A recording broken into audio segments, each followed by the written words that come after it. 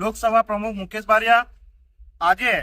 પંજાબની અંદર આમ આદમી પાર્ટીએ સ્થાનિક સ્વરાજની ચૂંટણીની અંદર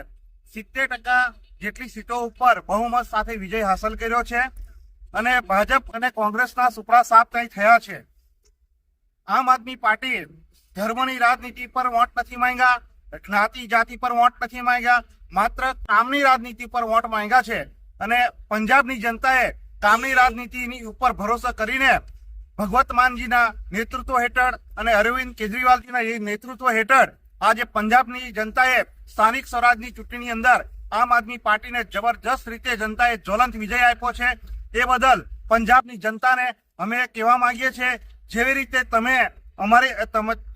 ત્યાંની જનતાએ આમ આદમી પાર્ટીને જેવો સાથ સહકાર આપ્યો, એવી જ રીતે ગુજરાતની જનતા પણ જ્ઞાતિ જાતિ ધર્મની રાજનીતિ ભૂલીને કામની રાજનીતિ ઉપર આવે અને કામની રાજનીતિ ઉપર વોટ કરે અને આવનારા સમયની અંદર ગુજરાતની અંદર તમામ સ્થાનિક સ્વરાજની ચૂંટણી, ચાહે નગરપાલિકા હોય, તાલુકા પંચાયત હોય, જિલ્લા પંચાયતની ચૂંટણી હોય, એમાં જ્વલંત વિજય જેવી રીતે પંજાબની અંદર અમને મળ્યો છે એવો જ વિજય અહીંની જનતા અમને આપે, અમારી પર ભરોસો કરે એવી હું આશા રાખું છું। 4 ડિસેમ્બર 2025 છોટાઉદેપુર જિલ્લા આમ આદમી પાર્ટી તરફથી અહીંયા એક ખુશાલીનો પ્રોગ્રામ રાખ્યો છે અલીપુરા સર્કલ ઉપર બોડેલીના। એનું કારણ એ છે કે પંજાબમાં હાલ આમ આદમી પાર્ટીની સરકાર છે, ભગવત માનજી ત્યાં મુખ્યમંત્રી છે અને કેજરીવાલજીની ત્યાં રીતિનો જે પ્રસાર ને પ્રચાર થયો અને કામની રાજનીતિને પંજાબના લોકોએ જે આવકારીને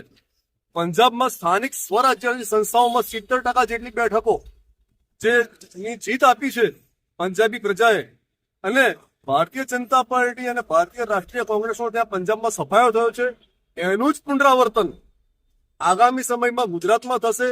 એમાં કોઈ શંકા નથી। કારણ કે ગુજરાતમાં પણ ભારતીય જનતા પાર્ટી આ ગુજરાતી પ્રજા ત્રાસી ગઈ છે છેલ્લા 30 વર્ષના એક ચક્રી શાસનથી અને એના સંદર્ભમાં ભારતીય જનતા પાર્ટી અને કોંગ્રેસના આગેવાનો પણ આમ આદમી પાર્ટીમાં આવી રહ્યા છે, એ આવકારીએ છે। સાથે સાથે આવનારી સ્થાનિક સ્વરાજ્યની સંસ્થાઓમાં